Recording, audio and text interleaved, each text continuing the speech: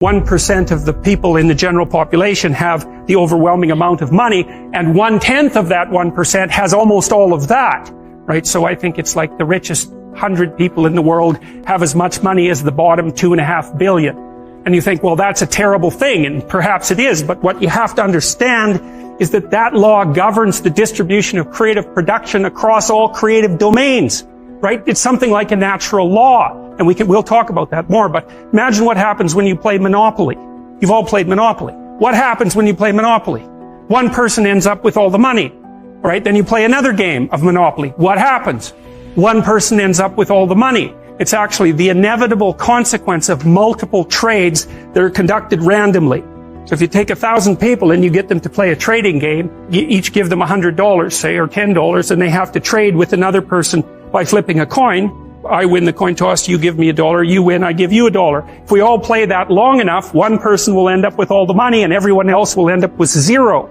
So it's a deeply built feature of systems of creative production, and no one really knows what to do about it, because of course the danger is that all the resources get funneled to a tiny minority of people at the top, and a huge section of the population stacks up at zero. But to blame that on the oppressive nature of a given system is to radically underestimate the complexity of the problem. No one actually knows how to effectively shovel resources from the minority that controls almost everything to the majority that has almost nothing in any consistent way, because as you shovel money down, it tends to move right back up, and it's a big problem. But the thing you want to understand about that 1% issue that you always hear about is that it applies in every single realm where there's difference in creative production. Every realm. Doesn't matter. Number of records produced, number of records sold, number of compositions written. So here's an example. 5 composers produce the music that occupies 50% of the classical repertoire, right? Bach, Beethoven, Brahms, Tchaikovsky, Mozart. That's right. Those 5. So that's another example of this Price's law scaling. It applies to all sorts of things, like number of hockey goals scored is also distributed this way. Size of cities follows the same distribution. So, you know, people talk about all the time about how unfair it is that 1% of the population has the vast amount of the money, and 1% of the 1% has most of that money, and 1% of the 1% of the 1% has most of that money. But it's an inevitable conclusion of iterated trading games, and we don't know how to fight it. We don't know how to take from the people who have and move it to the bottom without it instantly moving back up to the top. Different people maybe, but still back up to the top.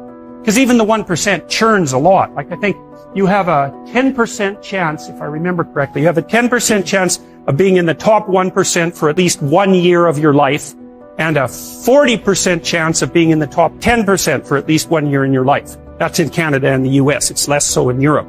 So there's a fair bit of churning at the top end. It's not the same people all the time who have the money, but it is a tiny fraction of the people all the time who have all the money. Anyways, the reason I'm telling you about that is because after the peasants were granted their land and started to become farmers, a tiny minority of them became extremely successful, and those people produced almost all of the food for Russia and the Ukraine. So what happened in the 1920s when bloody Lenin came along and collectivized the farms was that they defined the kulaks, who were these tiny minority of successful farmers who maybe had a brick house and were able to hire a couple of people and had some land and some livestock and were very productive people. They defined them as socially unfriendly elements, and they sent groups of intellectuals out into the towns to collectivize the farms. And so the idea was that, well, you would pool your land and everyone would farm it collectively, and the land was taken away, of course, from the tiny minority of people who were actually productive and had actually managed to own much of the land. So you have to imagine how that would occur. Okay, so it's in the 1920s, it's after World War I, Russia's in pretty bad shape, the villages are full of brutalized men who have post-traumatic stress disorder, and lots of people who are not doing well at all, and the bloody intellectuals come into the town and they say, you know those successful farmers up the street that you've always been pretty jealous about in your useless manner? Well, they're actually pigs and demons who are stealing from you, so why don't you come out, we'll form a nice little mob and we'll take everything they've got. And that's exactly what happened, and all those people were killed or raped or set off to Siberia in the middle of the bloody winter where there wasn't even anywhere for them to live or anything for them to eat, so they all died. And then the consequence of that was a few years later, 6 million people starved to death in the Ukraine. So the Soviets really implemented and perfected the idea of class and ethnicity-based guilt. And it's a very bad road to walk down, and it's something that we're very much engaged in at the moment, because there's discussion everywhere in North America now about the idea of, well, race-predicated guilt, for example, and ethnic-predicated guilt. And it's a very bad idea to classify an entire group of people as guilty of anything based on their group membership. If you're accustomed to keeping things in the fog in general, you're going to keep yourself in the fog with regards to your investments. Because in some sense, everything you do is an investment. I mean, some of it's quantified in monetary terms, but you're always investing in one manner or another. And so I think if your character has been disrupted by your persistent attempts to deceive yourself about the nature of reality, you're going to be a financial train wreck. And I mean, I've certainly seen that in my clinical practice. I've seen people burn through amounts of money that you wouldn't think someone could burn through in that short a period of time because of self-deceptive blindness. If you have a high IQ and you're conscientious, which is another trait, then you're more likely to be financially successful, say, by the time you're in middle age. And so that looks like two temperamental traits whose presence enables you to beat randomness over time. So those traits work very well in this society at this time, but you can also argue that that's also a matter of chance, because there wouldn't be unconscientious people if at some point in the past unconscientiousness hadn't aided their survival. So what constitutes beating a system depends on the parameters that you put around the system. And you can think the same thing about, well, look at how successful he is. Okay, you mean financially. All right, so then, well, how's his health? How's his marriage? How are his relationships with his children? What price did he pay for his wealth? Like as you add dimensions of evaluation, whether that particular person won or lost might not be so self-evident.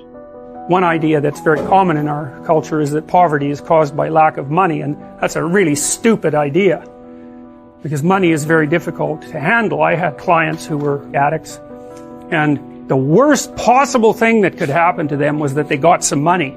They're just done. First of all, they were hanging around with people who were little on the sociopathic side, and so especially if they weren't that bright and couldn't defend themselves very well, as soon as they got money, well, it was off to the bar with all the friends. And one guy I remember in particular, every time he got his disability check, he was gone for 5 days. You usually found him in a ditch, because he'd just go to the bar, spend every cent he had on alcohol, and wake up in a ditch, 3/4 dead, eventually completely.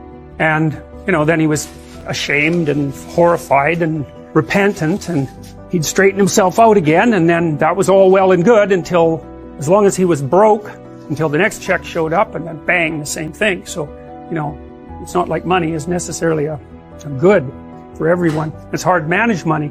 It's really easy for it to disappear. I mean, elderly people have a hell of a time now because, crooks are contacting them on the internet nonstop. And so just giving people money, it's like pouring water in their hands. It's not that helpful, not necessarily that helpful. And then, of course, contributors to poverty are, well, it's not so good to have a low IQ. People don't like the idea of IQ because it seems so arbitrary, have a high IQ. Well, it's not like you deserve it exactly. You're set up that way pretty much right from the beginning. It's very, very, very, very stable. You can make a high IQ person stupider by, not educating them up to the level of their possibility, but taking someone who has a low IQ and trying to raise that, it's like, if you can figure out how to do that, well, it's Nobel Prize time for you, because people have tried that a lot. And our society is increasingly sophisticated, so it's by no means obvious. The liberals think, well, this society is unfair because there's unemployment, and the conservatives think, well, there's a job for everyone, but none of them think, well, there are massive, massive, massive differences in people's ability, far greater than anyone realizes, and that poses a structural problem. I had a client, and I got him a volunteer job, which is way harder than you think. You need a police check, for example. Like, it's harder to get a volunteer job than a real job. But I got him in a volunteer job, and he had to fold pieces of paper, letters. He worked at a charity. He had to fold pieces of paper in 3 so that he could put them inside envelopes. And then the letters, which were in a pile, had to be matched with the proper envelopes, which were also in a pile.